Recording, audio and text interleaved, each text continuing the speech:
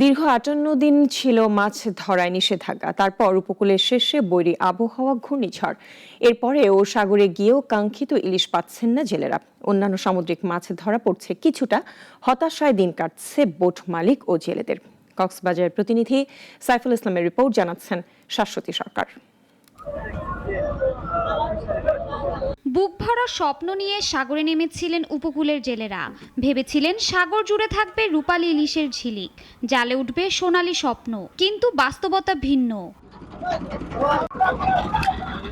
প্রথম ধাক্কা আসে বৈরী আবহাওয়ায়। অনেক জেলেকে মাঝপথে ফিরে আসতে হয় উপকূলে।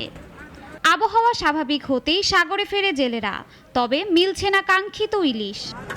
১,০০০ ট্রলার গিয়ে ইলিশ মাছ পাচ্ছে, দুটো একটা ট্রলারে ইলিশ মাছ পাচ্ছে, তাও ১০০, ২০০, ৫০০, ১,০০০।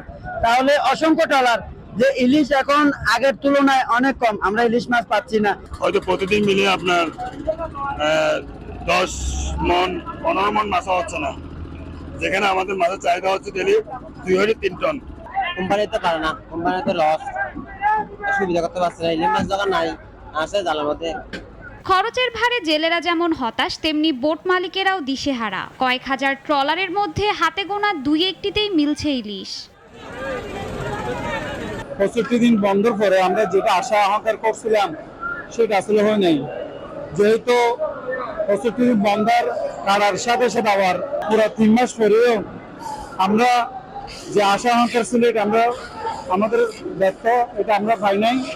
১,০০০ ট্রলারের মধ্যে হয়তো 1-2টা ট্রলার মোটামুটি কয়েকটা কিছু ইলিশ পেলেও শতকরা 80% ফিশিং বোট কোনো মাছের দেখা পায়নি, এ পর্যন্ত পর্যাপ্ত মাছের দেখা পায়নি।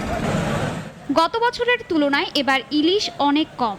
নিষেধাজ্ঞার সময়সূচি পরিবর্তনই এর কারণ বলে মনে করছেন সংশ্লিষ্টরা। ইলিশ না পাওয়ার কারণ ইলিশ আসলে এবার বন্ধের সিজনটা এলোমেলো হয়ে গেছে। এলোমেলো হয়ে যাওয়ার কারণে সাগরের ইলিশটা কমে গেছে। জেলেদের প্রত্যাশা, সামনে আবহাওয়া অনুকূলে থাকলে হয়তো ফের ভরে উঠবে ট্রলারের জাল। শাশ্বতী সরকার, নাগরিক।